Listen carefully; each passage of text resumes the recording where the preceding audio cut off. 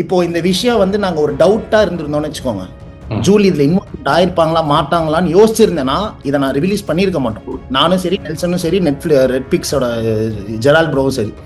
ஆனா இதுல இன்வால்வ்மெண்ட் இருக்காங்கன்ற அந்த தைரியத்தினாலதான் ஆல்ரெடி தமிழ்நாட்டுல இந்த கிட்னி இஷ்யூஸ் நடந்து கேஸ் போயிட்டு இருக்கு, ட்ரையல். அந்த கோர்ட்ல அந்த கேஸ்ல ஒரு எவிடன்ஸா நாங்க சப்மிட் பண்றோம். டெய்லி விஜயனை பத்தி திட்டி வீடியோ போடுறாங்களே, நெகட்டிவ் பப்ளிசிட்டி தேடுறாங்களே, இவ்வளவு பெரிய விஷயத்தை நாங்க எடுத்து வச்சிருக்கோம். ஒரு வார்த்தை இதுக்கு எனக்கு சம்பந்தம் இல்லை அப்படின்னு சொல்லியிருக்கலாம். இப்போ ரஞ்சனா நாச்சியார் தான் கட்சியை விட்டு வெளியே வந்ததுக்கு அப்புறம் டிவிக்கோட ஆதரவாளர்கள்லாம் தப்பா பேசுறாங்க, விஜய் கண்டிக்க மாட்டாருன்னு சொல்லி என் போட்டோட சேர்த்து தான் இன்டர்வியூ கொடுத்தாங்க பிரஸ் மீட்ல. ஏன் அந்த மாதிரி கொடுக்கல? அப்ப என்ன அர்த்தம்? பின்னாடி ஏதோ ஸ்ட்ராங்கான சப்போர்ட் இருக்குன்னு அர்த்தம். அப்போ கமெண்ட்ல வரதெல்லாம் எந்த ஆதாரத்தோட டிவிக்கேவோட சப்போர்ட்டர்ஸ்னு நீங்க சொல்றீங்க? ஏன் டிஎம்கேவே காசை கொடுத்து ஒரு 1000 டிவிகே பேஜ்ல அக்கௌண்ட் ஓபன் பண்ணுங்கன்னு சொல்லி ஒரு கேம்பெயின் ரன் பண்ணா டிவிகேனாலே ஃபேக் ஐடியில வந்து கமெண்ட் பண்றாங்க. அது ஏன் டிவிகேன்னு உங்களுக்கு எப்படி தெரியும்? நான் நாளைக்கே டிஎம்கே அஃபிஷியல் பேஜ்னு ஒன்று வச்சுப்பேன். என்னோட ஸ்பாம் ஐடியை வந்து டிஎம்கே அஃபிஷியல் பேஜ்னு வைப்பேன். ஸோ நான் அதில் கமெண்ட் பண்ணால் நான் வந்து டிஎம்கேயோட அஃபிஷியல் பேஜ் ஆகிடுமா?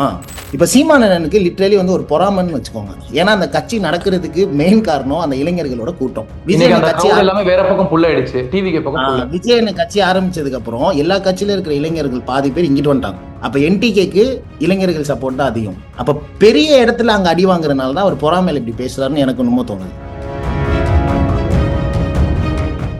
36 லட்சம் ஓட்டா லாஸ்ட் டைம். 36 லட்சம் ஓட்டு, கிட்டத்தட்ட 36 லட்சத்தி ஒரு ஓட்டு எக்ஸ்ட்ரா வாங்க சொல்லுங்க. 2021ல இந்த கொளத்தூர்ல ஸ்டாலின் சார் வந்தப்ப இருக்கிற அந்த வீடியோவும் போடுறாங்க. நேத்து விஜயன் அதே இடத்துக்கு போற வீடியோவும் போடுறாங்க. ஏன் அதை ஏன் நம்ம வந்து பாசிட்டிவா எடுத்துக்க கூடாது? சேவையா செய்யணும்னா உள்ளவா. பிசினஸ் கிடையாது, அரசியல்ன்றது பிசினஸ் கிடையாது. இவ்வளவு நாள் பிசினஸா பார்த்தவங்க தான் ஏடிஎம்கே டிஎம்கே. அரசியல் மாற்றம் அப்படின்றது வெறும் சிஎம் நாற்காலியில மாறுறது மட்டும் கிடையாது, அடிப்படையில இருந்து மாறுறது தான் இங்க அரசியல் மாற்றம். சைனா போன் கூட 12,000 ரூபாய். இப்போ சைனா போன் தெரியும்ல, லைட் எரியும்ல, 12 ஸ்பீக்கர் வச்சு போன் இருக்கும், அதுவே 12,000. நீங்க எந்த ஊர்ல 8,000 ரூபாய்க்கு ஃப்ரிட்ஜ் வாங்குவீங்க, மைக்ரோவேவ் வாங்குவீங்க?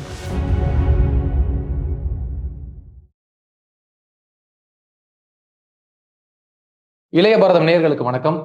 டிவிகே கட்சியின் மிக முக்கியமான ஒரு ஆதரவாளராக கருதக்கூடிய, சோசியல் மீடியாவில் மிக பிரபலமாக இருக்கக்கூடிய கார்த்திக் நம்மோடு இணைந்திருக்கிறார். அவரிடம் கேட்பவன நிறைய இருக்கின, வாருங்கள் கேட்கலாம். பிரதர் வணக்கம். வணக்கம் பிரதர். ரொம்ப ட்ரெண்டிங்கான ஒரு பர்சன் நீங்க. டிவிகே கட்சிக்கு ஏதாவது ஒரு பிரச்சனை அப்படின்னா குரல் கொடுக்கக்கூடிய இடத்துல நீங்களுமே இருக்கீங்க. சமீபத்துல நீங்க எப்படி ரொம்ப வைரல் ஆனீங்க அப்படின்னா, ஜூலி அவர்கள் ஒரு மிகப்பெரிய முறைகேடுல ஈடுபட்டு இருக்காங்க அப்படின்னு நீங்க மிகப்பெரிய காணொலியை போட்டீங்க. இத போற போக்குல எந்த விதமான ஆதாரமும் இல்லாம வெறும் அவதூறுகளாகவும் வெறும் குற்றச்சாட்டுகளுமாக தான் அது பார்க்கப்படுது. அதை நம்ம களத்துல ஒரு குற்றச்சாட்டை வைக்கிறோம் அப்படின்னா அதை நிரூபிக்கிற வகை பொறுப்பு நமக்கு இருக்கு. நீங்க தான் சொல்றீங்க 1 மாசமா நம்ம கத்திட்டே இருக்கோம், இதுல மிகப்பெரிய முறைகேடு நடந்திருக்கு கிட்னில அப்படின்னு சொல்லியிருக்கீங்க. இது மிகப்பெரிய ஒரு குற்றச்சாட்டு. ஆனா எந்த விதமான ஆதாரமும் இல்லையே, அடிப்படையே இல்லையே.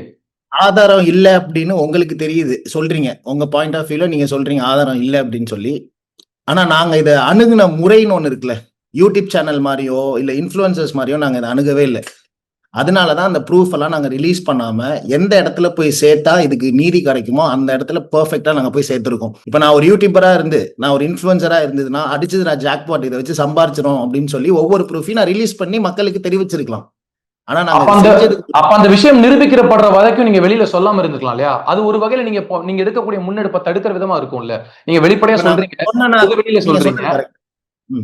இப்ப நீங்க பொது வெளியில சொல்றீங்க, இல்ல பொது வெளியில சொல்றீங்க. அப்ப நீங்களே சொல்றீங்க எவிடன்ஸ் வந்து நான் வெளியில கொடுக்க முடியாது அப்படின்னு. அப்ப கொடுக்காத பட்சத்துல நீங்க எடுக்கக்கூடிய அடுத்த நகர்வது தடையா இருக்காதா? இப்போ நான் வந்து எடுத்தோடனே வந்து நான் மட்டும் இந்த கேஸ் ஹேண்டில் பண்ணல. என்னோட அட்வொகேட் விங்ஸ் எல்லாமே இன்வெஸ்டிகேட் பண்ணி இதுல பக்காவா இவங்க ஹேண்டிலிங் இருக்காங்க, இதுல இன்வால்வ்மெண்ட் இருக்கு, யாரு ஜூலியோட ஹஸ்பண்ட் அண்ட் ஜூலியோட ஃப்ரெண்ட்ஸ் எல்லாமே இன்வால்வ்மெண்ட் இருக்காங்கன்னு சொல்லி அதை கன்ஃபர்மேஷன் எடுத்ததுக்கு அப்புறம் தான் இதை ரிலீஸே பண்றோம். பிளஸ் அதுவும் இல்லாம அவங்களோட ஃப்ரெண்ட் இருக்காங்க இல்லையா, ஜூலியோட ஃப்ரெண்ட் புரோக்கர், அவங்க கொடுத்த வாக்குமூலத்தையும் நாங்க ரிலீஸ் பண்ணிருக்கோமே, பாலிமர் நியூஸ்ல இருந்து எல்லாமே வந்திருக்கே. இல்ல இவ்வளவு குற்றச்சாட்டுகள் வைக்கிறீங்க, இவ்வளவு நெருக்கடிகள் இருக்குன்னு சொல்றீங்க, தவறுகள் செஞ்சிருக்காங்க, அதுக்கான பேக் அண்ட் ஒர்க்ஸ் எல்லாமே பண்றோம்னு சொல்றீங்க. ஆனா இன்று வரை கூட அவங்க எந்த இடத்துலயுமே ஒரு பயந்தோ இல்ல ஏதாவது பின்வாங்குற மாதிரி எதுவுமே இல்லையே. இன்று வரை அவங்க தாவேகா தலைவர் குறித்து ஏறி அடிக்கிறாங்க இல்லையா? அது நீங்க தான் தண்டிக்கணும். டிஎம்கே கட்சி தானே கண்டுக்கணும். நாங்க ஒரு சிட்டி ஒரு இன்ஃப்ளூயன்சரா என்ன பண்ண முடியும்? நாங்க எங்க கிட்ட சைபர் ஆக்சஸ் எல்லாம் இருக்கான்னு எங்க கிட்ட கிடையாது. நாங்க இந்த ஸ்டெப்பை நெக்ஸ்ட் எப்படி கொண்டு போக முடியும்னா, விக்டிம்ஸ் இருக்காங்க, ப்ரூஃப் இருக்கு, எவிடன்ஸ் இருக்கு, அதை நாங்க ப்ராப்பரா நாங்க எவிடன்ஸை நாங்க கோர்ட்ல சரண்டர் பண்ணியிருக்கோம் அட்வொகேட் டீம்ஸோட. புரியுதுங்களா? பெட்டிஷனும் ஃபைல் பண்ணியாச்சு. நானும் ஒரு பெட்டிஷன் ஃபைல் பண்ணியிருக்கேன், நெல்சனும் என்னோட அட்வொகேட்டும் வந்து பாத்தீங்கன்னா பெட்டிஷன்ஸ் ஃபைல் பண்ணியிருக்காங்க. விக்டிம்ஸ் எங்க கூப்பிட்டாலும் வர ரெடி. ஓகேங்களா? இப்ப நீங்க ஒரு கேள்வி கேட்டீங்க பாத்தீங்களா, இதை ஏன் வெளியே சொன்னீங்க நிரூபிக்கிறதுக்கு முன்னாடியே அப்படின்னு. நாங்க அப்படி ரிவீல் பண்ணனாலதான் விக்டிம் நம்பர் 3 வந்து பாதிப்படையாம தப்பிச்சாங்க. அதனாலதான் நான் மீண்டும் சொல்றேன், அப்புறம் இந்த விஷயத்தை பொது வெளியில நீங்க பேசுனீங்க. நாங்க ஒன்னும் பிரபலத்துக்காக பண்ணல பிரதர். நாங்க வந்து ஃபேமஸ் ஆகணும், நாங்க வந்து பெரிய ஃபேமஸ் ஆகணும், இன்ஸ்டா இந்த ஒரு காரணமா எடுத்து ஜூலி மாதிரி டிவிக்கு திட்டி நம்ம ஃபேமஸ் ஆகணும்ன்ற மாதிரி நாங்க பிளான் பண்ணல. அது மட்டும் இல்லாம இதுல வந்து நாங்க பொய் சொல்லணும்னு நினைச்சிருந்தோம்னு வச்சுக்கோங்களேன், இது சாதாரண கேஸா இல்ல. நீங்க பொய் சொன்னீங்க நான் சொல்ல வரல.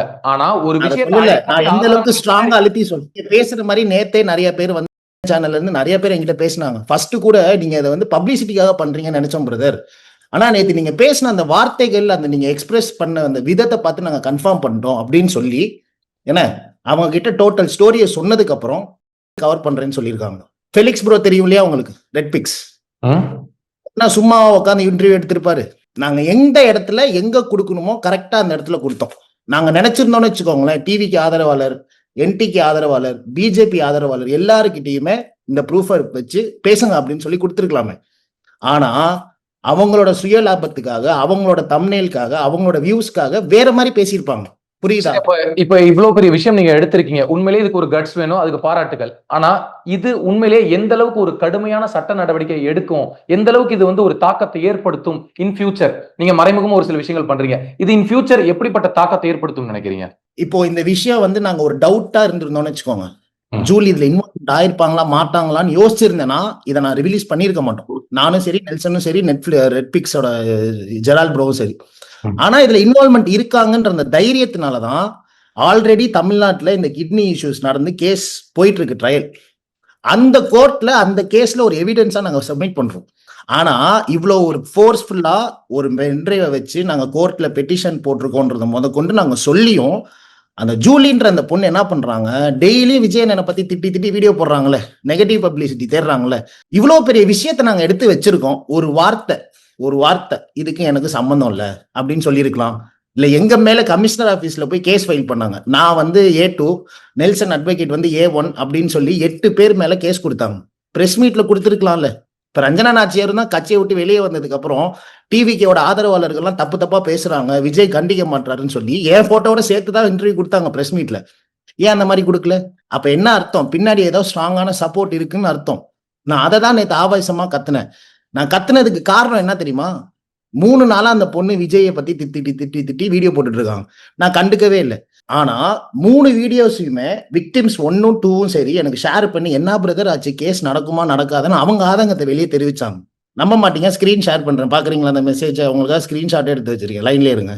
அதாவது இவங்களை நம்பி கிட்னி வாங்கி தரோன்னு சொல்லி ஏமாத்தி அவங்களோட புருஷன் இப்ப அவங்க கூட இல்ல. அவங்களோட ஆதங்கம் வெளியே வருதா இல்லையா? நான் பேரை ரிவீல் பண்ணல. என்னன்னா டே 1ல இருந்து நேத்து வரைக்குமே விக்டிம்ஸ் எல்லாம் எங்க கிட்ட சொல்றது என்னன்னா, நீங்க எங்க கூப்பிட்டாலும் நாங்க வர ரெடி சார், ஆனா மீடியால மட்டும் எங்களை கூப்பிட்டு வந்துடாதீங்க, நாங்க சிங்கிள் பேரண்டா இருக்கோம், ஃபேஸும் ரிவீல் பண்ணாதீங்க, நேமும் ரிவீல் பண்ணாதீங்க, ஆனா நீங்க எங்க கூப்பிட்டாலும் நாங்க வர ரெடி. நீங்க லெட்டர்ல சைன் கேக்குறீங்களா, சைன் கூட போட்டு அனுப்பிச்சிட்டாங்க. என்ன அனுப்பியிருக்காங்க பாருங்க, I wrote letter and sent to Nelson brother. Okay bro. அதான் பிரதர், இப்போ நீங்க கேட்ட கேள்வி எனக்கு புரிஞ்சிருச்சு. இது அவதூறு ன்ற மாதிரி நிறைய பேர் சொல்றாங்க. யார் சாட்டை துரைமுருகன் சொல்றாரு, என் கமெண்ட்ல வந்து பாருங்கடா 1000 தேன்ற வார்த்தை பூன்ற வார்த்தை வருதுன்றாங்க. ரஞ்சனா நாச்சியார் வந்து அப்படி சொல்றாங்க. முதல்ல நீங்க எல்லாம் ஒண்ணு தெரிஞ்சுக்கணும், இன்ஸ்டாகிராம்ல வந்து பாத்தீங்கன்னா முன்னாடி ஒரு இமெயில் யூஸ் பண்ணி 2 இன்ஸ்டாகிராம் அக்கௌண்ட் தான் ஓபன் பண்ண முடியும் ஒரு போன்ல. இப்ப நீங்க ஒரு போன்ல இன்ஸ்டாகிராம டவுன்லோட் பண்ணீங்கன்னா அந்த ஆப்ல யூஸ் பண்ணி 2 இமெயில் வச்சு 4 அக்கௌண்ட் யூஸ் பண்ணலாம். ஆனா இன்னைக்கு ஒரு இமெயில வச்சு 6 அக்கௌண்ட் யூஸ் பண்ண முடியும், கிரியேட் பண்ண முடியும். இப்ப எனக்கே வந்து பாத்தீங்கன்னா என் பேஜ் ஒண்ணு இருக்கு, என் பையன் பேஜ் ஒண்ணு இருக்கு, டிவி கேக்குன்னு தனியா ஒரு பேஜ் இருக்கு, நாய்க்குட்டிக்கு ஒரு பேஜ் வச்சிருக்கேன். ஓகேவா? அது இல்லாம எனக்குன்னு ஒரு ஸ்பாம் அக்கௌண்ட் இருக்கு. அந்த ஸ்பாம் அக்கௌண்ட்ல நான் இன்னைக்கு நினைச்சா NTK சீமானு வைக்க முடியும், நான் இன்னொன்னு நினைச்சேன்னா DMK ஸ்டாலின் வைக்க முடியும், BJP அண்ணாமலை என்னன்னு வைக்க முடியும். அப்போ கமெண்ட்ல வரதெல்லாம் எந்த ஆதாரத்தோட டிவிகேவோட சப்போர்ட்டர்ஸ்னு நீங்க சொல்றீங்க? ஏன் DMKவே காசை கொடுத்து ஒரு 1000 டிவிகே பேஜ்ல அக்கௌண்ட் ஓபன் பண்ணுங்கன்னு சொல்லி ஒரு கேம்பெயின் ரன் பண்ணா இல்ல அந்த குற்றச்சாட்டை நான் ஏத்துக்கிறேன். இந்த மாதிரி ஏற்கனவே திட்டமிட்டு நாம் தமிழர்ல இருந்து ஒரு சிலர் அதை பண்றாங்க. ஃபேக் ஐடிஸ் கிரியேட் பண்ணி அதே போல டிஎம்கே இருந்தும் பண்றாங்க. அதை நான் மறுக்கல. அது நடக்கிறத தவிர்க்க முடியாது. அவங்க விஜயோட போட்டோ ஒண்ணு வச்சுட்டு கீழே வந்து ஆபாச வார்த்தைகள் திட்டுறாங்க. திடீர்னு போய் அஜித் ஃபேன்ஸை திட்டுறாங்க. திடீர்னு சிவகார்த்திகேயன் ஃபேன்ஸை திட்டுறாங்க. அப்ப அந்த ஃபேன் குரூப்பை வந்து இந்த பக்கம் திருப்பணும் முயற்சி பண்றாங்க. அதை நான் ஏற்றுக்கொள்றேன். ஆனா இன்னொரு பக்கம் நீங்க பார்க்கும்போது இப்ப ஃபார் எக்ஸாம்பிள் ஒரு சில இன்ஸ்டா பேஜஸ், ஃபாலோவர்ஸ், இன்ஃபுளுசர்ஸ் யாரை வேணாலும் சொல்லலாம். அவங்க நேம் கூட நம்ம கோட் பண்ண வேண்டாம். ஆனா திடீர்னு இப்ப விஜய் அவர்களை பத்தி ஏதாவது ஒரு விமர்சனம் வரும்போது அந்த விமர்சனத்தை அவங்க அப்படி வைக்கிறாங்க அப்படின்றதுக்காக நம்மளும் எடுத்த உடனே வாடா போடா அவனே இவனே கெட்ட வார்த்தை பேசினாதான் ஆபாசம் இல்லை. இது வந்து கோவத்தின் வெளிப்பாடுன்னு சொல்லலாம். ஒரு நிமிஷம் புரியுங்க. இது வந்து கோவத்தின் வெளிப்பாடுன்னு சொல்லலாம். சீனியர் பொலிட்டீஷியன்ஸ் எல்லாமே வந்து பாத்தீங்கன்னா ஒரு ரெஸ்பெக்ட்ஃபுல்லா பேசுவாங்க, புரியுதா, ஸ்டேஜ்ல. ஆனாலுமே சிவாஜி ராமமூர்த்தி என்ன பண்றாரு, கிருஷ்ணமூர்த்தி இல்ல சிவாஜி கிருஷ்ணமூர்த்தி நம்ம யார் கூடயுமே ஒப்பிட முடியாது இல்லையா? அவர் பேசக்கூடிய ஆபாசம் வந்து தமிழ்நாட்டுல யாரும் நீங்க சேர்த்துக்க முடியாது. சரி, சேகோரேரான்னு ஒருத்தர் இப்ப பேசினாரு, பொன்ராஜ்னு ஒருத்தர் பேசினாரு. ஏன் இதெல்லாம் பேசுறாங்க? இல்ல பொன்ராஜ் பேசுற விஷயத்த ஒட்டுமொத்த தமிழ்நாடுமே எதிர்த்துச்சு. இப்ப என்னோட கேள்வி என்னன்னா, சேகோரேரா பேசினது இல்ல அவங்க அததான் நான் சொல்றேன். தவறு யார் பண்ணாலும் தவறுதான். நான் என்ன கேட்கிறேன், இப்படி நான் பதிலடி கொடுக்குறேன், எங்க அண்ணனை பத்தி நீ தவறா பேசிட்ட, என் கட்சி தலைவனை பத்தி தவறா பேசிட்ட, அதுக்கு நான் பதிலடி கொடுக்குறேன்னு சொல்லி வாடா போடா உனக்கு என்ன அந்த அறிவு இருக்கா பக்குவம் இருக்கான்னு வாடா போடான்னு பேசும்போது அது டிவிக்கேன்ற கட்சிக்கு பிளஸ்ஸா மைனஸா? இவ்வளவுதான் இங்க இருக்க பார்வை. அதை மக்கள் ரசிக்கிறாங்களா? சார், இது வந்து டிவிகேல இருக்கிற இளைஞர்கள் மட்டும்தான் பேசணும் கிடையாது. இப்ப என்னையே ஒரு பெர்ஃபெக்ட் எக்ஸாம்பிளா எடுத்துக்கோங்க. நான் வந்து ஃபர்ஸ்ட் எல்லாம் வந்து பாத்தீங்கன்னா எனக்கு இந்த இன்ஸ்டாகிராம்ல எப்படி பேசணும், பொது வழியில எப்படி பேசணும் அப்படின்னு தெரியாது. ஏன்னா நான் ஃபர்ஸ்ட் ஒரு வருஷத்துக்கு முன்னாடி ஜெனரலைஸ்ட் கண்டென்ட் எடுத்து பேசுவேன், எல்லாருக்கும் அட்வைஸ் பண்ணுவேன். டிவிகேக்குள்ள வந்ததுக்கு அப்புறம் இந்த வைஷ்ணவி ப்ராப்ளம்ல என்ன வந்து ஃபோக்கஸ் பண்ணி என்ன பயாஸ்டா வந்து நவுத்துனாங்க பாத்தீங்களா, டார்கெட் பண்ணாங்களே, அந்த டைம்லயுமே என்னோட கோவத்தை தான் வெளிப்படுத்திருந்தேன். எனக்கு ஒரு நாலேஜ் இல்லை. ஆனா இப்போ அந்த பிரச்சனை வந்ததுக்கு அப்புறம் ஓகே, சோசியல் மீடியால இப்படிதான் பேசணும், இதுக்குன்னு ஒரு நெறிமுறை இருக்குன்னு சொல்லி நான் உணர்ந்து நான் என்ன மாத்திக்கிட்டேன். வைஷ்ணவி பிரச்சனைக்கு அப்புறம் ஏதாவது ஒரு வீடியோல நான் வந்து கோவத்தை வெளிப்படுத்தினேன்னு பாருங்க. ஏன்னா என்னைக்காவது ஒரு நாள் அது பேக் ஃபயர். அந்த டிரான்ஸ்ஃபர்மேஷன் நம்மளால பார்க்க முடியுது. இதுக்கு முன்னாடி கிட்டத்தட்ட நீங்க வந்து 2.0 தான் இருக்கீங்க, அதை புரிஞ்சுக்க முடியுது. இப்போ நீங்க சொன்ன அப்ப உணர்ந்துக்கிட்டேன், அவ்வளவுதான். சூப்பர். அதை சொல்றதுக்கு ஒரு கட்ஸ் வேணும். இப்போ வைஷ்ணவின்னு நீங்க எடுத்துக்கோங்க, இந்த கட்சிக்குள்ள வந்தாங்க, ஏதோ ஒரு டார்கெட்டோட தான் வந்தாங்க, அஜெண்டாவோட தான் வந்தாங்க அப்படின்றது நம்மளால புரிஞ்சுக்க முடியுது. ஏன் அப்படின்னா ஒரு ஓவர் நைட்ல வந்து இந்த கட்சிக்குள்ள எனக்கு 1000 முரண்கள் ஏற்பட்டுருச்சு, இது எல்லாத்தையும் நான் வந்து நினைச்சு வந்தேன், எதிர்பார்ப்போட வந்தேன், ஆனா எனக்கு அது உடன்படன்னு சொல்லி அவங்க வெளியே போயிடுறாங்க. நான் ஒரே ஒரு ரெக்வஸ்ட் பேசிக்கிறேன். நான் அந்த பொண்ணை பத்தி பேசணும் அவசியமே இல்லை. ஏன்னா இப்போ என்கிட்ட டிவிக்கோட கொள்கையை பத்தி பேசினா அட்லீஸ்ட் எனக்கு அதோட பேஸ் என்னன்னு தெரியும், தமிழக வெற்றி கழகத்தோட மீனிங் என்னன்னு தெரியும். அந்த பொண்ணு திராவிடம்ல இருந்துட்டு திராவிடம்னா என்னன்னே தெரியாம இல்ல நான் அவங்கள பத்தி பேசல, ஆனாலும் டிவிக்கேல இருக்கக்கூடிய நபர்கள் அவங்கள கொச்சையா பேசினதை நீங்க ஏத்துக்கிறீங்களா? அது தவறா உங்களுக்கு புரியல. நானும் தான் பேசினேன்னு உங்களுக்கு புரியுதா? யாரு தப்பு பண்ணாலும் அது தட்டி கேட்கறவங்களுக்கு ஒரு உரிமை இருக்கு. இப்ப டிவிக்கேலயே ஒரு பேரண்ட் ஒருத்தவங்க இருக்காங்க, ஒரு பொண்ணோட அம்மா. அந்த அம்மாக்கே வந்து பாத்தீங்கன்னா ஒரு 45-50 ஏஜ் இருக்கும். அவங்க கண்டென்ட் கிரியேட்டர் கிடையாது, விஜயனோட சப்போர்ட்டர். ஸோ விஜயனை வந்து ரசிகனா இருந்து இப்போ ஒரு அரசியலுக்கு வராருன்னு சொல்லி அப்ரிஷியேட் பண்ணி ஒரு சப்போர்ட் பண்றாங்க. அப்போ பெண்களே வந்து பாத்தீங்கன்னா செய்யற தவிர எடுத்து பேசுறாங்க. அவங்களோட வே ஆஃப் ரிஃப்ளெக்ஷன் தான், புரியுதா? வாமா போமா அப்படின்றது நீங்க இதை சொல்றீங்களே, அப்ப நீங்க இதெல்லாம் ஜெனரலைஸ் பண்றீங்களா? கிருஷ்ணமூர்த்தி சாரை வந்து இப்போ நானே சாருன்னு தான் சொல்றேன். கிருஷ்ணமூர்த்தி, சிவாஜி கிருஷ்ணமூர்த்தி இப்ப ஸ்டேஜ்ல நின்று பேசுறாப்ல, எத்தனை பேர் எதிர்த்து பேசணும், எத்தனை பேர் கேவலமா திட்டணும்? அவர் செஞ்சது தப்பா கரெக்டா? யாருமே ஏத்துக்க முடியாது. அவரை எப்படி ஏத்துக்க முடியும்? அந்த மாதிரிதான் நீங்க அந்த மாதிரி ஸ்டேஜ்ல நின்று பச்சை பச்சையா பேசினாதான் திட்டணும்ன்றதுலாம் கிடையாது. இப்போ ஒருத்தவங்க விமர்சனம் வைக்கிறோம்னா அந்த விமர்சனுக்கு சம்பந்தப்பட்டவங்களோட வெளிப்பாடு தான் இது. ஆனா நீங்க சமீப காலத்துல இந்த சோசியல் மீடியால எல்லாம் என்ன சொல்றீங்க, டிவிக்கேனாலே ஃபேக் ஐடியில வந்து கமெண்ட் பண்றாங்க. அது ஏன் டிவிக்கேன்னு உங்களுக்கு எப்படி தெரியும்? நான் நாளைக்கே டிஎம்கே அபிஷியல் பேஜ்னு ஒண்ணு வச்சுப்பேன். என்னோட ஸ்பாம் ஐடியை வந்து டிஎம்கே அபிஷியல் பேஜ்னு வைப்பேன். சோ நான் அதுல கமெண்ட் பண்ணா நான் வந்து டிஎம்கே ஒரு அபிஷியல் பேஜ் ஆயிடுமா? அதெல்லாம் கிடையாது. இதெல்லாம் வந்து பயத்தின் வெளிப்பாடுன்னு கூட நான் சொல்லிப்பேன். எவன் என்ன நினைச்சா கமெண்ட் பண்ண முடியும். அண்டர்ஸ்டாண்டபிள். இப்போ இன்னொரு ஒரு கேள்வி அப்படியே டெட் எக்ஸ்ட்ரீம்ல நான் கேட்கிறேன். நீங்க சோசியல் மீடியால ரொம்ப ஆக்டிவா இருக்கீங்க, எந்த ஒரு விஷயத்துக்குமே அது சோசியல் ஒரு ரெஸ்பான்சிபிலிட்டியோட நிறைய பேசுறீங்க. நீங்க சொல்லுங்க, இப்போ இந்த கடைசியா திரு விஜய் அவர்கள் அரசியல் வருகைக்கு பிறகு இந்த சோசியல் மீடியா தாக்கம் வந்து அதிகமாக இருக்கு அப்படின்னு நம்மளால பார்க்க முடியுது. எந்த பக்கம் திரும்பினாலும் டிவிகே பிளாக், விஜய் அவர்களோட போட்டோ இதெல்லாம் வச்சிருக்காங்க. ஆனா இந்த கிரௌட் எல்லாமே ஓட்டா கன்வெர்ட் ஆகுறது ரொம்ப கஷ்டம்னு டே 1ல இருந்து இது வந்து இந்த கிரௌட் வந்து ஓட்டா கன்வெர்ட் ஆகுதுன்னு சொல்லிட்டே இருக்காங்க. ஆனா நீங்க இப்ப இதை எப்படி டிஃபெண்ட் பண்ணுவீங்கன்னா, இல்ல இது எல்லாமே ஓட்டா கன்வெர்ட் ஆகிறதுக்கு பாசிபிலிட்டிஸ் இருக்குன்னு நீங்க சொல்லுவீங்க. அது எப்படி டீடைலா சொன்னீங்க அப்படின்னா, பிராக்டிகலா நான் எல்லா விஷயத்தையுமே பிராக்டிகலா யோசிக்கிறேன். நீங்க என்ன சொல்றீங்க, கூட்டம்லாம் ஓட்டா மாறாதுன்னு ஒரு விஷயத்தை தான் எடுத்து வைக்கிறீங்க. இன்னொரு விஷயம் எதிரில இருக்கவங்க சொல்றாங்க, ஜெனரலைஸ்டா சொல்றாங்க. ஓகேவா? நல்லா புரிஞ்சுக்கோங்க, விஜயனை கட்சி ஆரம்பிக்கிறதுக்கு முன்னாடி இளைஞர்கள் யாராவது அரசியல் மேல ஈடுபாடு இருந்தாங்களா? திரு சீமான் அவர்கள் பின்னாடி ஒரு கூட்டம் இருந்ததுன்றதை யாரும் மறுக்க முடியாது. முடியாது. ஆனா இதே சீமான் எதுக்கு வந்து இவ்வளவு கோவப்படுத்தி தனிமையில விஜய் தாக்குறாங்க? அதுக்கு ஒரு காரணம் சொல்லவா? இல்ல, அந்த டாபிக் நான் தனியா வச்சிருக்கேன், நான் உங்கள்ட்ட அது குறித்து பேசுவேன். இல்ல, இதெல்லாம் பேஸா நம்ம ஸ்டார்ட் பண்ணுவோம். எப்படின்னா, இப்ப சீமான் அண்ணனுக்கு லிட்டரலி வந்து ஒரு பொறாமைன்னு வச்சுக்கோங்க. என் பாயிண்ட் ஆஃப் வியூல நான் பாக்குற வரைக்கும் ஒரு பொறாமை. ஏன்னா அந்த கட்சி நடக்கிறதுக்கு மெயின் காரணம் அந்த இளைஞர்களோட கூட்டம் ஃபர்ஸ்ட். கரெக்டா? விஜய் கட்சி எல்லாமே வேற பக்கம் புல்லாயிடுச்சு, டிவிக்கு பக்கம். விஜய் கட்சி ஆரம்பிச்சதுக்கு அப்புறம் எல்லா கட்சியில இருக்கிற இளைஞர்கள் பாதி பேர் இங்கிட்டு வந்துட்டாங்க. அப்ப என்டிகேக்கு இளைஞர்கள் சப்போர்ட் தான் அதிகம். அப்ப பெரிய இடத்துல அங்க அடி வாங்குறதுனால தான் அவர் பொறாமையில இப்படி பேசுறாருன்னு எனக்கு என்னமோ தோணுது. அவர் சும்மா சொல்லுவார்ல, வருஷம் நான் வந்து போன வாட்டி 36 லட்சம் ஓட்டு வாங்கியிருக்கேன்னு. இதுல வேற சவால் வேற விட்டு பேசிக்கிட்டு இருக்காரு. என்ன விடுறாரு அப்படின்னா, இந்த வாட்டி நாங்க அதிகமா வந்து நாங்க ஓட்டு வாங்குவோம் அப்படின்ற மாதிரி சொல்றாரு. 36 லட்சம் ஓட்டா லாஸ்ட் டைம்? 36 லட்சம் ஓட்டு, கிட்டத்தட்ட 36 லட்சத்தி ஒரு ஓட்டு எக்ஸ்ட்ரா வாங்க சொல்லுங்க இந்த வாட்டி. இல்ல, நம்ம அப்படி அண்டர் எஸ்டிமேட் பண்ண முடியாதுல்ல, வாங்க மாட்டார் நம்ம எப்படி சொல்ல முடியாது. இப்ப நீங்க சொல்றீங்கல்ல, இப்ப நீங்க இப்போ உங்க வாயில இருந்து இதை எடுக்கணும்ன்றதுக்காக தான் நான் அதை சொன்னது. அண்டர் எஸ்டிமேட்னு சொல்றீங்க. இங்கேயும் கூட்டம் ஏன் ஓட்டா மாறாது? நீங்க எதுக்கு அண்டர் எஸ்டிமேட் பண்றீங்க? அப்போ டிஎம்கே எப்படி ஓட்டா கன்வெர்ட் ஆகுன்ற ஒரு புரிஞ்சுக்கிறதுக்காக நான் உங்கள்ட்ட கேக்குறேன். அது எப்படி ஓட்டா நிறைய பேர் இப்ப இளைஞர்களுக்கு வந்து எக்ஸ்போஷர்ஸ் கிடைச்சிருக்கு சார். ஒரு சேஞ்ச் வேணும் அப்படின்னு எக்ஸ்போஷர்ஸ் கொண்டு வந்தது யாரு? விஜயன். அரசியல்னா என்னன்னு சொல்லி ஸ்கூல் படிக்கிற 8வது படிக்கிற பையனுக்கு முத கொண்டு தெரியுது. 8வது படிக்கிற பையனும் அந்த கூட்டத்துக்கு போவான். அவனுக்கு ஓட்டர் ஐடி இல்லைன்னு அவனுக்கும் தெரியும், நமக்கும் தெரியும். ஆனா அந்த கூட்டத்துக்கு வரவன் எல்லாம் 8வது 9வது 10வது படிக்கிற பையனா வரானுங்க? கிடையாது. ஓட்டர் இருக்கிறவங்க தான் அதிகபட்சம் வராங்க. அது எப்படி எதிர்கட்சிக்கார ஏதாவது ஒரு ரீசன் சொல்லணும்ன்றதுக்காக கூட்டம்லாம் ஓட்டு வராதுன்னு சொல்லதான் செய்வான். ஆனா தேர்தல் அப்பதானே தெரியும். அதுக்கு முன்னாடியே ஓட்டா மாறாதுன்னா எப்படி? என்ன எலெக்ஷன் போன வாட்டி விஜய் நின்னாரா என்ன? இதானே ஃபர்ஸ்ட் டைம். இப்ப வெயிட் பண்ணி தான் பார்க்கணும். காரணம் சொல்லணும்னா எப்படி வேணாலும் சொல்லி டார்கெட் பண்ணலாம் சார். விஜய் டெம்போ டிராவல் பண்ணிட்டாரு, அது வந்து நிரூபிக்கும் அப்படின்னு நீங்க சொல்றீங்க, கரெக்டா? ஆமா சார், எக்ஸாக்ட்லி அதான் உண்மை. இப்ப ஒண்ணும் இல்ல, போற இடம்லாம் எவ்வளவு கிரௌடு வருதுன்னு உங்களுக்கு தெரியும்ல. மறுக்க முடியாது, யாராலையும் மறுக்க முடியாது. எந்த கட்சி தலைவருக்கு கிரௌடு வந்துச்சு? ஒண்ணு இல்ல, 2021 இந்த கொளத்தூர்ல ஸ்டாலின் சார் வந்தப்ப இருக்கிற அந்த வீடியோவும் போடுறானுங்க. நேத்து விஜயன் அதே இடத்துக்கு போற வீடியோவும் போடுறாங்க. ஏன் அதை ஏன் நம்ம வந்து பாசிட்டிவா எடுத்துக்க கூடாது?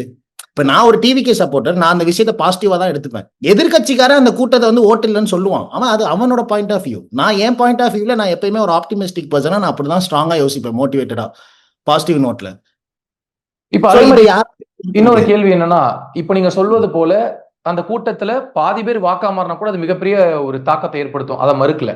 அதே மாதிரி திரு விஜய் அவர்கள் எந்த கூட்டத்துக்கு போனாலும் சரி, நிர்வாகிகள் சந்திப்பு, கட்சி கூட்டம், எல்லா இடத்துலயும் டிஎம்கே எந்த அளவுக்கு அட்டாக் பண்றாரு அப்படின்றத யாராலையுமே மறுக்க முடியாது. அவர் ஒரு அஜெண்டா செட் பண்ணிட்டாரு, டிஎம்கே வர்சஸ் டிவிகே தான் அப்படின்னு கொண்டு வந்து நிறுத்திட்டாரு களத்துல. அதை யாரும் டினை பண்ணல. ஆனா அதே விஜய் அவர்கள் இன்னும் கொஞ்சம் இந்த இளைஞர்களுக்கு அரசியல் நல்லா போய் சேரணும் அப்படின்னு அதுக்குன்னு நேரம் ஸ்பெண்ட் பண்ணி அரசியல் படுத்தணும், இவங்களுக்கு பயிற்சி கொடுக்கணும், அரசியல் படுத்தணும் அப்படின்ற ஒரு நோக்கத்துல ஏதாவது ஒரு இனிஷியேட்டிவ் எடுக்கலாமே அப்படின்ற கொஞ்சம் பிராக்டிகலா யோசிக்கணும். போன எலெக்ஷனுக்கு சீனிவாசனர்ல தான் நான் இருக்கேன், திருச்சி சீனிவாசனர்ல. ஓகேவா? நேரு சார் வந்து வேன்ல வர்றாரு. எங்க வீட்டு தெருமுக்க வரைக்கும் கூட கூட்டம் கிடையாது. இப்ப இதே தொகுதிக்கு என் ஏரியாவுக்கு விஜயனை வராருன்னு வச்சுக்கோங்க, எப்படி இருக்கும்? சோ இவரோட இவ்வளவு க்ரௌட் புல்லிங் ஒரு பவரை வச்சுக்கிட்டு இந்த மனுஷன் எல்லா சந்துக்கும் போக முடியுமா? எல்லா தொகுதிக்கும் போக முடியுமா? அவர் நேரடியா பண்ணணும் அவசியம் இல்ல. அவர் சொன்னா பண்ணக்கூடிய ஆட்கள் நிறைய பேர் இருக்காங்க. நான் என்ன கேக்குறேன்னா, இந்த மக்கள் யார சார் பாக்குறாங்க? இல்ல, இந்த டிவிகே கூட்டத்தை ஒரு முத்திரை குத்துறாங்க. அந்த வார்த்தையை கூட நான் பயன்படுத்தல. இந்த கூட்டம் இப்படிப்பட்ட கூட்டம், அரசியல் அறிவு இல்லாத கூட்டம் அப்படின்னு பேசுறாங்கல்ல, அதுக்கு நம்ம இன்னும் அரசியல் அதிகமா தெரிஞ்சுக்கலாம் அப்படின்ற மாதிரி ஒரு இனிஷியேட்டிவ் எடுக்கலாம் தானே? டிவிகேவே எடுக்கலாம் பர்சனலா. சார் உங்களுக்கு ஒண்ணு புரியல. இப்ப அரசியல் வந்து எல்லாருக்கும் கற்பிக்கணும் அப்படின்னா எப்படி ஸ்கூல் ஒண்ணு நடத்தணும் நீங்க சொல்றீங்களா? நீங்களே சொல்லுங்க. இப்ப எனக்கே சுத்தமா அரசியல்னா பிடிக்கவே பிடிக்காது, டு பி ஆனஸ்ட். ஓகேவா? எனக்கு சுத்தமா அரசியலுக்கும் பிடிக்காது, அரசியல்வாதிகளையும் பிடிக்காது. ஆனா இன்னைக்கு வளர வளர எனக்கு ஒரு மெச்சூரிட்டி கிடைச்சு அரசியல்ன்றது எவ்வளவு இம்பார்ட்டன்ட், நம்ம எத்தனை வருஷத்தை வேஸ்ட் பண்ணிருக்கோம் கத்துக்காம அப்படின்னு நான் இப்ப ரெக்ரெட் பண்றேன்னா அதுக்கு ஒரே காரணம் விஜயன் தான். புரியுதா? சோ இந்த மாதிரி ஒவ்வொருத்தன் வீட்டுல இருந்து இந்த மாதிரி ஒண்ணு இருக்கு. சோ போக போக தான் சார் எல்லாமே கத்துக்க முடியும். நிறைய பேரு எல்லாருக்குமே ஒரு ஜென்ரலைஸ்டா ஓகே இந்த ஆட்சி மாறணும், தமிழகத்துக்கு ஒரு சேஞ்ச் வேணும்ன்ற அந்த எண்ணத்தை கொண்டு வந்துட்டார். அது யாரு வேணாலும் அந்த எண்ணத்தை கொண்டு வர முடியும், அதை யாரு வேணாலுமே கத்துக்க முடியும். கரெக்டா? அரசியல் தெரிஞ்சாதான் அந்த எண்ணம் வரும்னு கிடையாது. நீ நல்லவனா இருந்தாலே, ஒரு பிராட் மைண்டடா யோசிக்கிற அப்படின்னாலே, உனக்கு ஆட்டோமேட்டிக்கா ஒரு அரசியல் மாற்றம் வேணும் அப்படின்ற ஒரு தாட் ப்ராசஸ் வந்துடும். ஏன்னா இத்தனை வருஷமா ஏடிஎம்கே டிஎம்கே டிஎம்கே ஏடிஎம்கே மாத்தி மாத்தி நம்ம ஏமாந்து தான் போயிட்டு இருக்கோம். புரியுதா? அரசியல் குடும்பத்துல சார்ந்தவங்களுக்கு எந்த ஒரு பிரச்சனையும் நடக்காது. இப்ப எடப்பாடி பழனிசாமி சார் வந்து பவர்ல இல்லாதப்ப அவர் வீட்டுல ஒன்றும் கஷ்டப்பட போறது இல்ல. அவர் ஆட்சியில இருக்கப்ப நிறைய எடுத்திருப்பாரு. ஆனா பொதுமக்கள், அதாவது மிடில் கிளாஸ் ஃபேமிலியும் லோவர் மிடில் கிளாஸ் ஃபேமிலி தான் பாதிக்கப்படுறாங்க. அதாவது எங்க வீட்டுல வேலை பார்க்குறவங்க, என் வீட்டு கார் டிரைவரோட வீடு, அவங்க தான் பாதிப்படைகிறாங்க. ஸோ அவங்களுக்கு ஒரு நல்லது வேணும்னா ஒரு சேஞ்ச் வேணும். ஸோ அப்ப நீங்க என்ன சொல்றீங்க? இதை வந்து வந்து விஜய்க்கு ஆதரவாளர் அவர் போய் ப்ரீச் பண்ணலாம் நீங்க சொல்றீங்க. இப்போ 234 வேட்பாளரும் அறிவிக்கிறப்ப என்ன சொன்னார் விஜயன்? உங்க வீட்டுல உங்க தொகுதியில ஒருத்தர் நிக்கிறாருன்னா அது நான் தான், ஏன் சார்பா தான் வந்து நிக்கிறாங்கன்னு சொல்றீங்க. அப்ப மக்கள் எதை எதிர்பார்த்து ஓட்டு போடுவாங்கன்னு நீங்க நினைக்கிறீங்க? இல்ல, நீங்க சொல்லக்கூடிய அந்த 234 வேட்பாளரை நிறுத்தும் போது பணம் வாங்கியிருக்காங்க அப்படின்ற ஒரு மிகப்பெரிய குற்றச்சாட்டை வைக்கிறாங்க. பதவி போடுறதுனாலும் சரி, இல்ல சீட்டு கொடுக்கறதுனாலும் இங்க பலவிதமான பல கோடிகள் கையாடல் இருக்கு அப்படின்னு நான் ஒரு பெஸ்ட் எக்ஸாம்பிளோட சொல்றேன் உங்களுக்கு, இதை நீங்க சொல்லணும். ஒரு 8 மாசத்துக்கு முன்னாடி திருச்சியில வந்து பழனி ஆண்டி சார்ன்னு சொல்லிட்டு ஒரு எம்எல்ஏ இருக்காரு, ஸ்ரீரங்கம் தொகுதியோட எம்எல்ஏ. அவரோட பையனோட 2வது பையனுக்கு கல்யாணம் நடந்துச்சு. Nehru sir, Stalin sir, Udhayanidhi sir எல்லாமே வந்திருந்தாங்க. அவர் ஸ்டேஜ்ல 51 லட்சம் வந்து கட்சி நிதிக்கு கொடுத்தாங்க. ஓகேவா? இதை நீங்க வந்து காசு கட்சி வாங்கிருச்சுன்னு சொல்லுவீங்களா, இல்ல கட்சி நிதின்னு சொல்லுவீங்களா? அவர் விருப்பப்பட்டு கொடுக்குற நிதி தானே. அது ஏன் இங்க நடந்திருக்க கூடாது? இப்போ இப்போ நீங்க வந்து சொல்றீங்க, நிதி கொடுக்கறதுக்கு கேக்குறதுக்கும் வித்தியாசம் இருக்குல்ல. அப்படி ஒரு குற்றச்சாட்டு வைக்கிறாங்க. என்ன ப்ரூஃப் இருக்கு? என்ன சார் ப்ரூஃப் இருக்கு? நீங்க அதை சொல்லணும். இப்போ சீட்டுக்கு புஷியானது பேசின மாதிரி ஆடியோ ரெக்கார்டிங் எங்க வந்துச்சா? உனக்கு சீட்டு காசு, சீட்டு கிடைக்கல அப்படின்னா அப்ப அவனோட எக்ஸ்பெக்டேஷன் என்ன? டிவிக்கெல்லாம் இவ்வளவுனா, இப்ப அஜிதாவே சொல்றீங்க, அஜிதான்னு ஒருத்தவங்க இருப்பாங்களா, ஒரு சிஸ்டர், அவங்க ரொம்ப வருஷமா வந்து பாத்தீங்கன்னா தூத்துக்குடியில விஜயோட மக்கள் இயக்கத்துல இருந்தே வேலை பாக்குறாங்க. நிராகரிக்கப்பட்டிருக்கே. அது அவங்க அணுகுமுறை தப்பா இருந்ததுல. ஒரு 6-7 மாசம் முன்னாடி, 6-7 கூட இல்ல, ஒரு 3 மாசத்துக்கு முன்னாடி அறிவிப்பப்போ அவங்களுக்கு சீட் வரலன்ற மாதிரி ஒரு சென்சிட்டிவான ஒரு இஷ்யூஸ் ஆச்சு. அப்ப அந்த அவங்க என்ன பண்ணிருக்காங்க, அவங்க பிரச்சனை பண்ணாங்க பதவிக்கே. அவங்க ஆமா, வீட்டு வாசல்ல பண்ணி ஒரு ஆபீஸ்ல உட்கார வச்சுட்டு முற்றுகையிட்டாங்க. இதெல்லாம் தப்பு இல்ல? இதெல்லாம் தப்பு தானே? இப்போ விஜயன் பெர்ஸ்பெக்டிவ்ல இருந்து பாக்குறப்ப அவர் என்ன நினைக்கிறாரு அப்படின்னா, ஒரு பிரதிநிதி, மக்களின் பிரதிநிதியா ஒரு எம்எல்ஏ சூஸ் பண்றப்போ நமக்கான மக்கள் இருக்கணும், நமக்கான நபர்கள் இருக்கணும்னு தான் எதிர்பார்ப்பாங்க.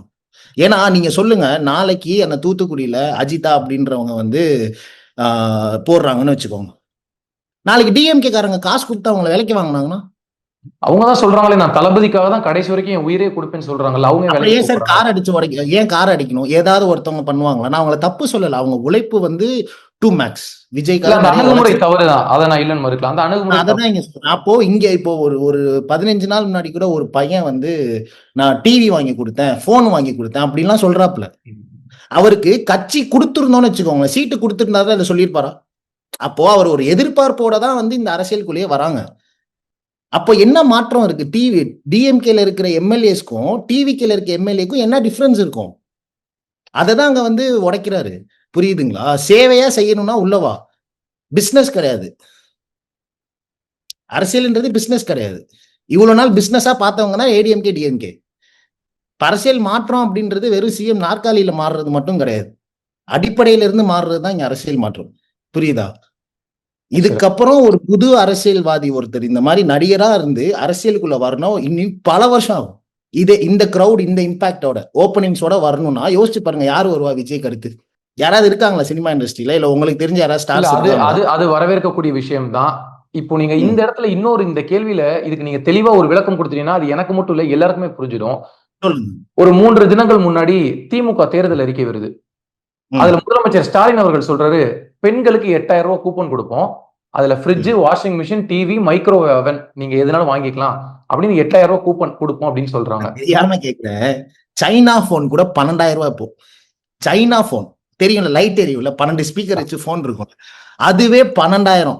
நீங்க எந்த ஊர்ல 8000 ரூபாய்க்கு ஃப்ரிட்ஜ் வாங்குவீங்க, மைக்ரோவேவ் வாங்குவீங்க? இல்ல, முதலமைச்சர் அதை வந்து கொடுத்த உடனே அதை 2 முறை அழுத்தி சொல்றாரு, பெண்கள் வந்து இந்த வரவேற்பை வந்து ஆதரிப்பாங்க அப்படின்னு அவர் சொல்றாரு, 2 முறை சொல்றாரு. எதனாலனா விஜய் என்ன வந்து அந்த நகை போடுவேன், பெண்களுக்கு இலவசமா அந்த பஸ் அந்த நகைலாம் தெரியல மாமன் மோதிரம் சொல்லிலாம் ஒரு ஸ்கீம் தாய்மாமன் எது சொன்னாங்க. அதுக்கு பீட் பண்ணணும் சிலிண்டர் ஒரு 6 சிலிண்டர் வருஷத்துக்கு தருவேன்ற அவங்க கட்சியில் அது நடைமுறையா இல்லையான்றதான் நெக்ஸ்ட் சொல்றாங்க. அப்படிதான் ஒரு மிகப்பெரிய கனவு கண்டாங்க. முதலமைச்சர் தலைமையில் என்ன கொடுத்தாங்கன்னா எல்லாருக்கும் லேப்டாப் கொடுத்தாங்க. அந்த லேப்டாப்ல எல்லா பசங்களும் என்ன பண்ணாங்க, விஜயோட வால்பேப்பர் வச்சாங்க, ஸ்டிக்கரிங் பண்ணிட்டாங்க. அது ஒரு ஃபெயிலியர் போச்சு. அப்ப இந்த 8000 கொடுக்குறாங்க. திரு விஜய் சொல்லுங்க, உங்க வீட்டுல 8000 ரூபாய் இருந்தா நீங்க ஃப்ரிட்ஜ் வாங்க முடியுமா? இல்ல, எதுவுமே வாங்க முடியாது. வாஷிங் மிஷின் டிவி எதுவும் வாங்க முடியாது. பிராக்டிகலா யோசிக்க முடியாது. இப்போ விஜய் என்ன சொல்றாரு, அவரு மட்டும் எப்படி சாதிப்பாரு அப்படின்றால கேட்கலாம். இப்போ சொன்னது வந்து சாதிப்பாரா மாட்டாரான்றது யாருமே கேள்வி கேட்கல. ஆனா கொஞ்ச நாள் முன்னாடி அவரே இலவசங்களை எதிர்த்தாரு அப்படின்னு கேட்டாங்க. யார்? விஜய். ஆமா, இலவசங்களை எதிர்த்தாரு அப்படின்னு. இலவசத்தை எதிர்க்கிறாருன்னா இப்ப யாரு இலவசம் இல்ல, மக்களுக்கு சேர வேண்டியதுதான் கொடுக்குறாரு. மக்களுக்கு செய்ய வேண்டிய கடமைன்றீங்க, அரசு செய்ய வேண்டிய கடமைன்றீங்க. என்ன சொல்றேன்னா, உங்களுக்கு டிஎம்கே எம்எல்ஏஸ் பத்தி எப்படி உங்களுக்கு கண்டிப்பா தெரிஞ்சிருக்கும். கோடிக்கணக்கில் மினிஸ்டர்ஸும் சரி ஊழல் பண்ணிருக்காங்க. டாஸ்மாக்ல மட்டும் 3500 கோடின்னு சொல்லி அண்ணாமலை சார் சொல்றாரு.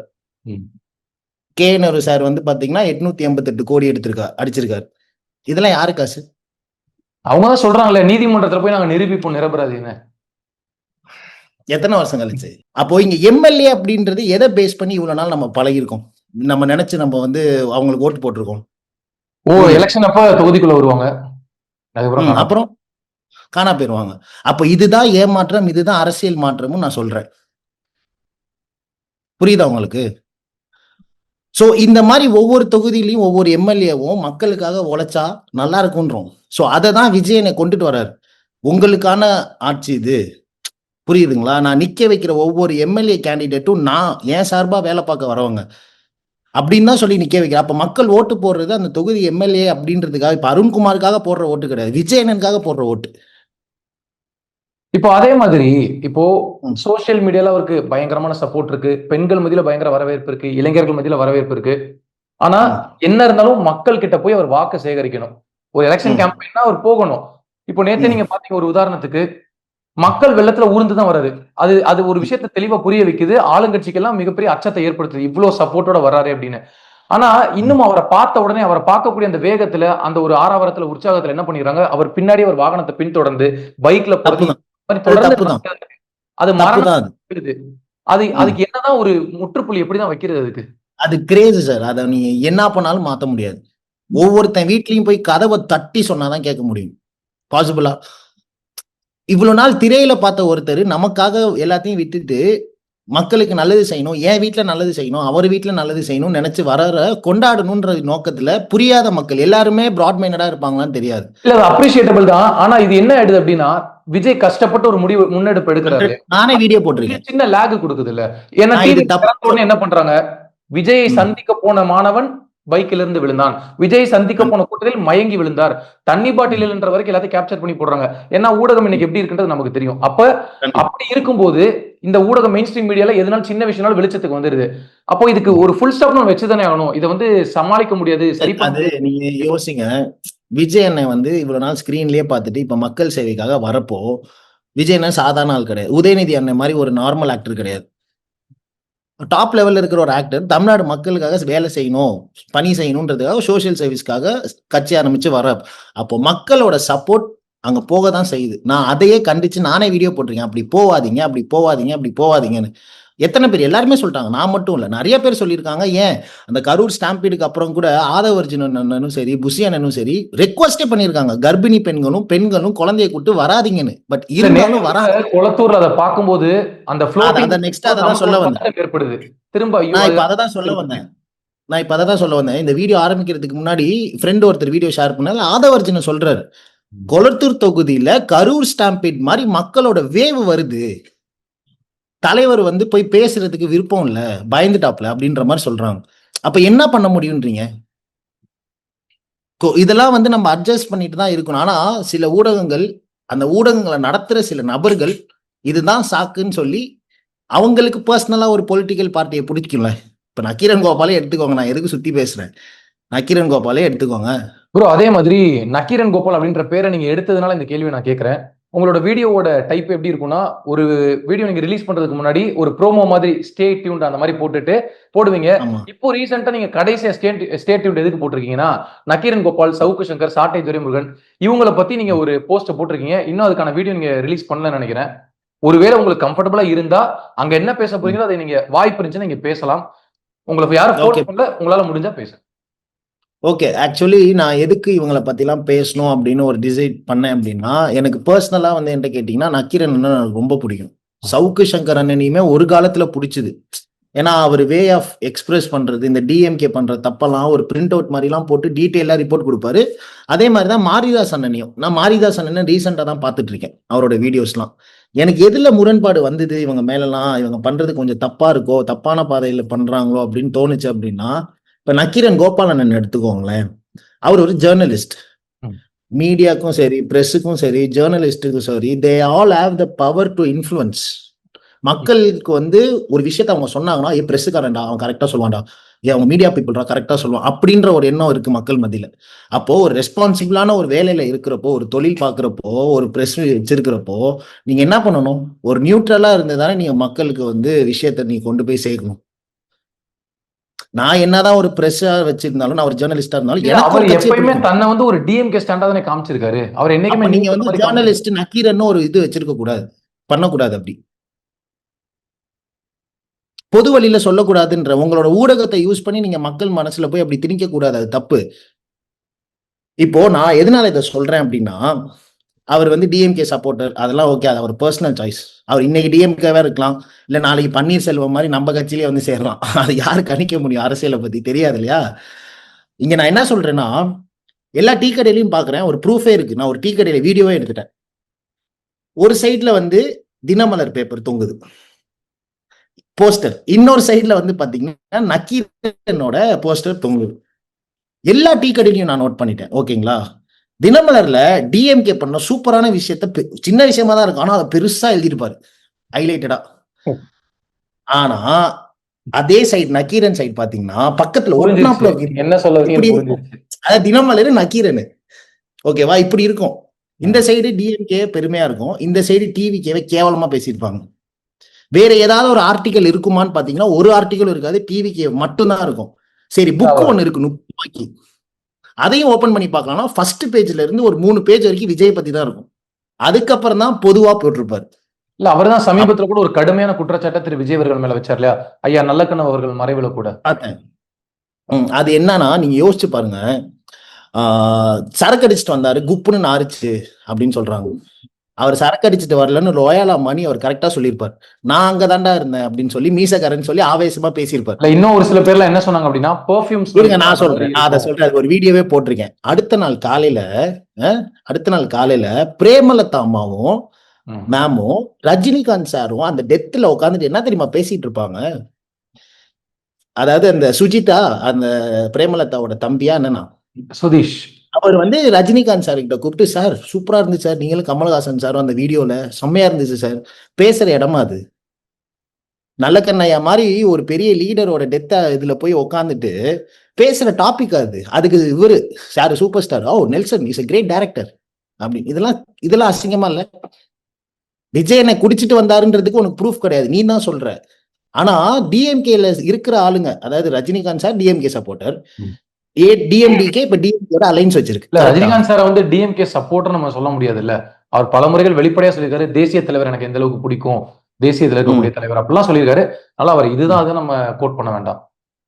இல்ல, என்னோட புரிதல் நான் சொல்றேன். அவர் டிஎம்கே சப்போர்ட்டர் நான் ஏன் சொல்றேன்னா, இவர் பல வருஷத்துக்கு நான் ஒரு வீடியோ போட்டிருக்கேன், ஒரு பல வருஷத்துக்கு முன்னாடி அவர் ஓப்பனா டிஎம்கேக்கு ஆதரவு கொடுப்பீர் என்னோட ரசிகர்கள்னு சொல்லி எல்லாம் போட்டிருக்காரு. ஜெயலலிதா அம்மாக்கு இவருக்கு பர்சனல் வெஞ்சன்ஸ் வச்சு, நான் அதை பேஸ் பண்ணி தான் சொல்றேன், இல்லன்னு சொல்லுங்க, அதெல்லாம் கிடையாது. ஓகேங்களா? என்னன்னா, டிஎம்கே பேஸ்டான ஒரு ஆளுங்க, அலைன்ஸ் வச்சிருக்கிற ஒரு பார்ட்டியோட லீடரும் சூப்பர் ஸ்டாரும் உட்கார்ந்து இடத்துக்கு பேசுற பேச்சாது, அதுக்கு ப்ரூஃப் இருக்கு. பார்லிமெண்ட் நியூஸ்ல அந்த வாய்ஸோட வந்திருக்கும். அப்ப இத பத்தி அவர் பேச மாட்டாரா? சரி, இதை பேச வேணாம், விடுங்க. நான் இங்க ஒருத்தன் ஜூலி பிரச்சனையை பத்தி பேசிக்கிட்டு இருக்கேன்ல, உண்மையான ஜேர்னலிஸ்டா இருந்தா என்ன பண்ணணும்? நிறைய நியூஸ் சேனல்ல கவர் பண்ணாங்க. இந்த மாதிரி ஒரு குற்றச்சாட்டு வச்சிருக்காங்கன்னு ஏதாவது உங்க ஆர்டிகல் எழுதிருக்கீங்களா? ஏன்? ஏன்னா ஜூலி டிஎம்கே, நீங்க டிஎம்கே, இல்ல அப்ப பல நீங்க மேட்டர்ஸ வந்து ஏடிஎம்கே சம்பந்தப்பட்ட விஷயங்கள்ல இவர் எடுத்து பர்சனலா இன்வெஸ்டிகேட் எல்லாம் பண்ணிருக்காரு இவர் டீமை வச்சு. அந்த அளவுக்கு வெளியதான் இருக்கு. ஏடிஎம்கே பண்ணிருக்காருல்ல மேட்டர்ஸ் வரும்போது பண்ணிருக்காருல்ல. சரி, அதை விடுங்க. ஒரு ஊர்ல வந்து பாத்தீங்கன்னா, ஒரு டிஎம்கே அபிஷியல் ஒருத்தர் கவர்மெண்டோட ப்ராப்பர்ட்டியை தன்னோட வீடா எடுத்து யூஸ் பண்ணிட்டு இருப்பாரு. அதுக்கு நான் ஒரு வீடியோ போட்டிருக்கேன், பாத்திருப்பீங்களே. கவர்மெண்டோட ஸ்கூல் ஒரு ப்ராப்பர்ட்டியை அதை வீடா மாத்தி டேக் ஓவர் வீட்டுல பண்ணி தங்கிட்டு மாத்தி வச்சிருந்தாங்க. அதை பத்தி நீங்க ஏன் பேசல? அப்ப டிஎம்கே வந்து கிட்னி திருடுற பெரிய விஷயத்தையும் கவர் பண்ண மாட்டீங்க, இந்த மாதிரி அதிகாரிகள் பண்ற விஷயத்தையும் நீ கவர் பண்ண மாட்டேற. ஒன்லி உனக்கு விஜய் விஜய் விஜய் விஜய் மட்டும் தானா? அப்ப இவ்வளவு நாள் நான் உங்களை பெருசா யோசிச்சு வச்சிருந்ததெல்லாம் வேஸ்ட். இப்ப நானும் என்ன மட்டும் சொல்லல, பல இளைஞர்கள் நக்கீரன் கோபால் மேல பெரிய இம்ப்ரெஷன்ல இருந்தோம். எப்பா டே மீரப்பனையே போய் நேர்ல மீட் பண்ணி அவரோட டாக்குமெண்ட்ரி ரிலீஸ் பண்ணியிருக்காருன்னு தான் நான் நினைச்சு வச்சிருந்தேன். இப்ப என்ன மாதிரி எத்தனை பேர் நினைச்சிருப்பாங்க? இப்ப என்ன மாதிரி பல பேருக்கு அரசியல் புரிதல்னு ஒண்ணு வந்துருச்சு. அப்ப இதுக்கு என்ன பதில் சொல்றது? அந்த ஆதங்கத்துல தான் நான் பேச போறேன். இது நக்கீரனை பேஸ் பண்ண என்னோட பாயிண்ட் ஆஃப் வியூ. சவுக்கு சாட்டை சங்கர் துரைமுருகனோட போட்டோவுமே போட்டிருந்தீங்க. அவரை பத்தி எல்லாம் பேசாதீங்க, அது சாக்கடை, அதை இல்ல விட்டுருங்க. நீங்க போட்டோ போட்டிருக்கீங்க இல்லையா? இதான் சொல்லியிருப்பேன், அதை ஒரு சாக்கடைன்னு தான் சொல்லியிருப்பேன். இவங்களெல்லாம் கூட ஓரளவுக்கு எதிர்க்கலாம். எப்படின்னா, ஆரம்ப காலத்துல இருந்தே சவுக்கு சங்கர் டிஎம்கேவை பிடிக்கல, ஃபர்ஸ்ட் சப்போர்ட் பண்ணாரு, அதுக்கப்புறம் டிஎம்கேவை எதுக்க ஆரம்பிச்சிட்டாரு. மாரிதாசும் வந்து பாத்தீங்க பிஜேபி சாயல்னு கேள்விப்படுறேன். இவர் ஏடிஎம்கே, சவுக்கு சங்கர் ஏடிஎம்கே சாயல், மாரிதாஸ் அண்ணன் வந்து பாத்தீங்கன்னா பிஜேபி சாயல்னு சொல்றாங்க கேள்விப்பட்ட வரைக்கும். இந்த ஃப்ரெண்ட்ஸா நம்ம சிட்சாட் பண்ணுவோம்லாம் உட்காந்து, அந்த மாதிரி வந்து கலெக்ட் பண்ண நியூஸ். ஓகேவா? மாரிதாஸ் அண்ணன் மேல எனக்கு என்ன கோவம் அப்படின்னா, உனக்கு தனிப்பட்ட வெஞ்சன்ஸ் இருந்துச்சுன்னா நீ என்ன பண்ணும், போனை போட்டு ஆதவ அர்ஜுனனை திட்டணும். ஒரு 2 வாரத்துக்கு முன்னாடி ஒரு ஆர்டிகல் ரிலீஸ் பண்ணியிருந்தாரு அவரோட வீடியோல, ஆதவ் அர்ஜுனா எப்ஸ்டெயின் ஃபைல்ஸ் மாதிரி ஆதவ் ஃபைல்ஸ்னு சொல்லி. நான் கூட ஃபர்ஸ்ட் அந்த வீடியோவை பார்த்துட்டு தம்ப்நெயில பார்த்துட்டு ஐயோ தலைவன் இதுலயே மாட்டிக்கினான் போலன்னு சொல்லிட்டு நான் ஓபன் பண்ணி பாக்குறேன். அவரோட பர்சனல் வெஞ்சன்ஸை கக்கி வச்சிருக்காரு. என்ன சொல்றாரு அப்படின்னா, ஒன்னுத்துக்குமே உதவாத நீ பணக்கார வீட்டு பொண்ணை கல்யாணம் பண்ணி நீ செட்டில் ஆயிட்ட, இது அவருக்கு தேவையா? இது அவுட் ஆஃப் சப்ஜெக்ட் தானே. நீ என்ன பண்ண, அவர் செய்யற சேவை சரியில்லைன்னு சொல்லு, பொதுநலமா பண்ற விஷயங்களை நீ தப்பு சொல்லு. அவரு பணக்கார வீட்டு கல்யாணம் பண்ணா உனக்கு என்ன, ஏழ்மை வீட்டு பொண்ணை கல்யாணம் பண்ணா உனக்கு என்ன? உனக்கு பணக்கார வீட்டு கல்யாணம் பண்ணா நீ சந்தோஷமா இருப்பல. அவர் என்ன டைசி மார்ட்டின கழுத்துல கத்தி வச்சா கல்யாணம் பண்ணார்? லவ் பண்ணி தானே கல்யாணம் பண்ணாங்க. மாமனார் லாட்ரி விற்கிறார், நான் எந்த நாளுமே வந்து பாத்தீங்கன்னா லாட்ரிக்கு சப்போர்ட் கிடையாது. அது கேஸ் அவங்க தனியா ஹேண்டில் பண்ணிட்டு இருக்கணும். இல்ல பொதுவெளியில் வரும்போது விமர்சனங்கள் நம்ம எதிர்கொள்ளதானே வேணும். விமர்சனங்கள் பர்சனல் லைஃபை எதுக்கு வந்து அவங்க அதை பண்ணணும்னு கேக்குறேன். எனக்கு இதுதான் மாரிதாசன் மேல ஒரு சின்ன ஒரு மிஸ் அண்டர்ஸ்டாண்ட். இதை பத்தி தான் பேசணும்னு இருந்தேன். இதுக்கப்புறம் என் மேல விமர்சனம் வந்தா வந்துட்டு போகுது, என்னோட பாயிண்ட் ஆஃப் வியூ இது. அதே மாதிரி உங்கள்கிட்ட ஒரு இறுதியா ஒரு கேள்வி, ஏன்னா ரொம்ப நேரமா நம்ம பேசிட்டு இருக்கோம், அந்த இறுதி கேள்வியோட அதை நான் நிறைவு செய்யணும்னு நினைக்கிறேன். திரு விஜய் அவர்கள் 2026 தேர்தல்ல எந்த இடத்துல பொசிஷன் பண்ணுவாரு, எந்த இடத்துல டிவிக்கு போய் பொசிஷன் பண்ணும் அப்படின்னு நீங்க நினைக்கிறீங்க? ஏன்னா சோசியல் மீடியா ஆக்டிவா இருக்கீங்க, நிறைய பேர் கூட தொடர்புல இருக்கீங்க. அப்ப டிவிக்கு வந்து உங்களுடைய நினைக்கிற தொகுதி மட்டுமா? விஜய் நினைக்கிற தொகுதி மட்டுமா இல்ல ஓவராலா சொல்றேன். திரு விஜய் அவர்கள் என்ன பொசிஷன்ல இருப்பாரு, டிவிக்கே ஓவராலா என்ன பொசிஷன்ல இருக்கும், இது ரெண்டையும் நீங்க டிஃபரன்ஷியேட் பண்ணுங்க. எனக்கு என்ன பர்சனலா கேட்டீங்க அப்படின்னா, விஜய் என்னோட ட்ரேட்மார்க்கான அந்த திருச்சி தெற்கு பகுதியும் பெரம்பூர் தொகுதியிலையும் ஒரு சூப்பரான ஓட்டு வாங்குவார். ஏன்னா அவரோட பர்சனல் கிழக்கு தெற்குன்ற பாருங்க, கிழக்கு. சோ அதுலயும் பெரம்பூர்லயும் ஓட்டு ஸ்கோர் பண்ண வாய்ப்பு இருக்கு. ஆனா 2 தொகுதியை எடுக்க முடியாதுன்ற அந்த காரணத்தினால பெரம்பூர் மட்டும்தான் எடுக்க என் சைட்ல இருந்து நான் யோசிச்சு வச்சிருக்கிறது. அதை தாண்டி போனோம் அப்படின்னா மதுரை வாயில் சைடு வந்து ரேவந்த் நிக்கிறாப்ல, பன்னீர்செல்வம் நடிகர் சங்க தலைவரோட பையன். விஜய் அவர்கள் ஒரு பிராண்டா இருக்காரு, அதை நான் புரிஞ்சுக்கிறேன். விஜய் அவர்களோட வெற்றி வாய்ப்பு நீங்க நல்லா இருக்குன்னு சொல்றீங்க. ஓவராலா இண்டிவிஜுவல் வேட்பாளர், இங்க என்ன வேட்பாளர்கள் பேர சொன்னாலும் அங்க விஜய்ன்ற ஒரு பிராண்ட் தான். அப்போ ஓவராலா டிவிக்கே என்ன பொசிஷன் பண்ணும், இவ்வளவு பெர்சன்டேஜ் ஆஃப் ஓட்ஸ் போகும், இல்ல இந்த மாதிரி பொசிஷன்ல இருப்பாங்க, அப்போசிஷன் கணிக்க முடியாத மாதிரி தான் பிரதர் இருக்கும். பிராக்டிகலா கேட்டீங்க அப்படின்னா கணிக்க முடியாம தான் இருக்கு. ஏன்னா இது வந்து சில பேர் என்ன சொல்றாங்க, மினிமம் அட்லீஸ்ட்னு ஒண்ணு இருக்கும்ல, லீஸ்ட் இது மினிமம் கேரண்டி அப்படின்னு ஒண்ணு இருக்கும்ல. ஏன்னா சோஃபார் வந்து ஒரு 2 மாசத்துக்கு முன்னாடி வரைக்கும் சிடிஆர் மேல என்ன சொல்றாரு, நாங்க ஆல்ரெடி 40 கிராஸ் பண்ணிட்டோம் அப்படின்னு சொல்றாரு. ஆனா எந்த கணக்குல வச்சு அதை சொல்றாருன்றது எனக்கு சத்தியமா தெரியல. மேபி வந்து பாத்தீங்கன்னா இப்ப நான் அதை சொல்லக்கூடாது, ஆனா வேணாம் சொல்லக்கூடாது அது. ஏன்னா இது நம்ம டிவிக்கில இருந்துகிட்டே நம்ம அதை சொன்னா அது கொஞ்சம் அகேன்ஸ்டா மாறும். தேர்தலில் பார்ப்போம், மக்களோட அந்த விரல்கள்ல தான் இருக்கு. இன்னும் என்ன ஒரு ஆல்மோஸ்ட் ஒரு 20 டேஸ் கிட்ட இருக்கு இல்லையா? என்ன வேணாலும் மாற சான்சஸ் இருக்கு. ஏன்னா இப்போ என்டிஏல கூட என்டிடிவில கூட விஜய் ஒரு இன்டர்வியூ கொடுத்துருக்காரு, என்ன ரிலீஸ் பண்ணாம இருக்காங்க. அது ரிலீஸ் ஆச்சுன்னா அதோட இன்னும் நிறைய இம்பாக்டான ஒரு விஷயம்லாம் கிரியேட் ஆக சான்சஸ் இருக்கு. ஸோ எதையுமே இப்போ கணிக்க முடியாது இல்லையா? ஸோ பார்ப்போம் நம்ம இன்னும் எவ்வளோ போகுதுன்னு. ஆனால் பெரம்பூர்ல மக்கள் கொடுக்குற ஆதரவு கொஞ்சம் பயங்கரமா இருக்குன்னு எனக்கு ஒன்று தோணுது. ஏன்னா விஜயனன்ற தொகுதி கொளத்தூர்லயும் கொஞ்சம் வாய்ப்பு இருக்குன்னு வச்சுக்கோங்களேன். உண்மையிலே நீங்க சொல்றது மாதிரி நடக்குதான்னு பொறுத்திருந்து பார்ப்போம். இந்த மக்களின் அமைதி புரட்சி விசில் புரட்சியாக மாறுமா அப்படின்றத காலம் தீர்மானிக்கும். இவ்வளவு நேரம் மிக அழகாக, துல்லியமாக, தெளிவாக உங்களது கருத்துக்களை நமக்கு பதிவு செய்ததற்கு மிக்க நன்றி. நன்றி கார்த்திக். ரொம்ப நன்றி பிரதர்.